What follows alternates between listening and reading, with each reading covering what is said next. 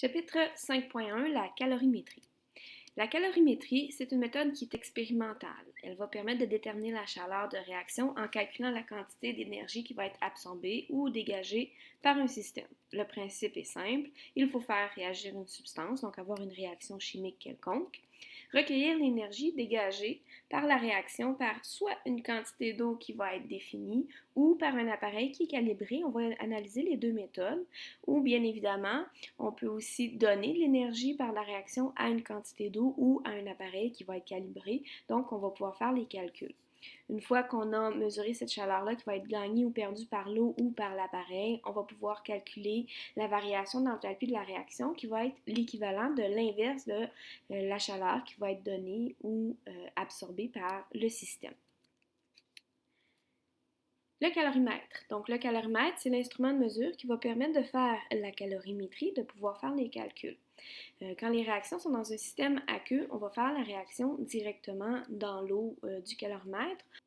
Pour les réactions qui sont donc aqueuses, le volume de liquide total va correspondre au volume d'eau pour les calculs stoichiométriques. Donc, si je fais réagir 10 ml d'HCl avec 10 ml de NaOH, je vais avoir un volume total de 20 ml de solution.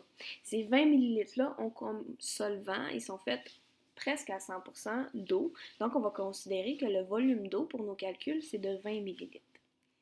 Quand les réactions ne sont pas aqueuses, on peut utiliser ce qu'on appelle une bombe calorimétrique. C'est un petit récipient qui n'est pas isolé, qui va permettre de transmettre l'énergie en jeu de la réaction à l'eau qui va entourer la bombe. En bas à gauche, on a l'illustration d'un calorimètre standard qui permet de mesurer une réaction aqueuse qui se fait dans l'eau.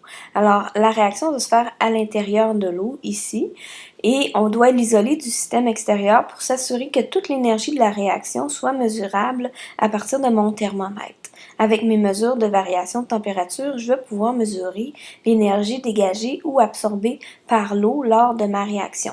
J'ai toujours un agitateur qui permet de transférer la chaleur partout dans mon système pour s'assurer que mon thermomètre a une température qui est fiable et un bouchon pour fermer ça hermétiquement. Le fil de résistance électrique est nécessaire lorsqu'on a besoin de faire une émission, c'est-à-dire qu'il faut donner un peu d'énergie pour que la réaction se fasse pour atteindre le complexe activé. À droite, on a le calorimètre tel qu'on va l'utiliser en classe. C'est un calorimètre de base, mais qui fait quand même le travail. C'est le même principe que celui à gauche, sauf qu'il est plus simple et coûte beaucoup moins cher. C'est sûr qu'on va avoir un peu plus de pertes, l'isolation n'est pas parfaite, mais le thermos qui est fait à partir du verre de polystyrène doublé va nous permettre d'avoir quand même une mesure qui est assez intéressante de notre réaction en milieu aqueux. Si notre réaction ne se ferait pas dans un milieu aqueux, on utiliserait le calorimètre comme celui en haut à droite. La bombe calorimétrique, c'est l'enceinte verte qui est ici. La réaction va se faire à l'intérieur, mais l'énergie va être transférée très facilement au milieu extérieur qui est de l'eau. Et c'est la température de l'eau qu'on va mesurer, toujours comme dans les autres calorimètres. Et on a encore nos fils d'émission et notre agitateur.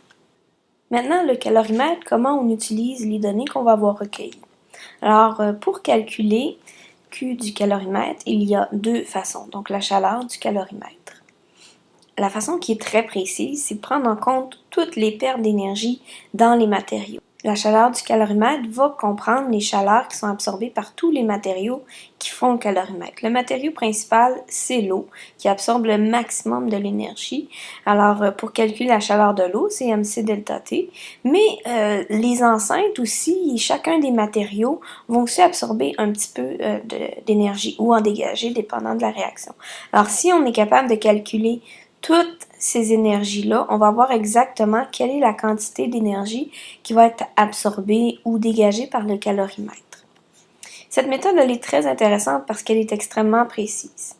La plupart du temps, on va utiliser cette méthode-là lorsqu'on a des calorimètres de précision et on va les calibrer. C'est-à-dire qu'on va prendre la chaleur absorbée par chacun des matériaux et on va calculer la capacité calorifique du calorimètre au complet, ce qui va inclure l'énergie absorbée ou dégagée par l'eau et par chacun des matériaux. Donc tout ça va être exprimé dans la capacité calorifique du calorimètre. Ça correspond à la quantité d'énergie nécessaire à la variation de température de 1 degré Celsius de l'ensemble de ses composantes. Ça va s'exprimer en joules par degré Celsius ou kilojoules par degré Celsius. Donc, Q du calorimètre, la chaleur du calorimètre, c'est tout simplement sa capacité calorifique multipliée par sa variation de température. On remarque qu'il n'y a pas de masse dans cette formule-là. C'est normal parce que la masse de l'eau, la masse de chacun des matériaux est déjà incluse. Donc, c'est vraiment un calorimètre de précision. Il faut en connaître le calibrage. Il va être donné normalement lors de l'achat. Et vous avez certains problèmes que vous allez avoir à faire où vous devez calculer C du calorimètre, dans le fond, le calibrer.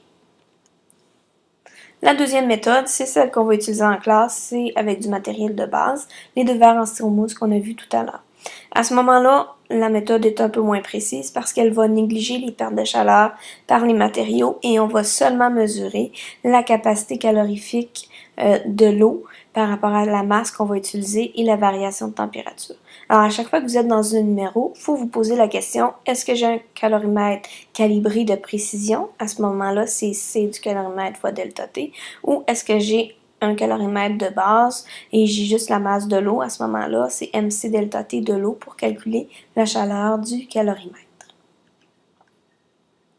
La variation d'enthalpie de la réaction, ça va toujours être l'inverse de la chaleur du calorimètre.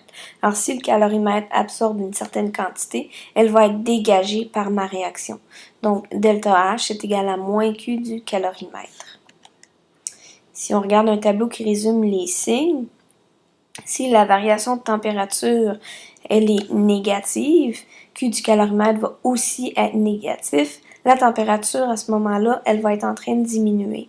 La transformation, c'est endothermique et la variation de température, elle est positive.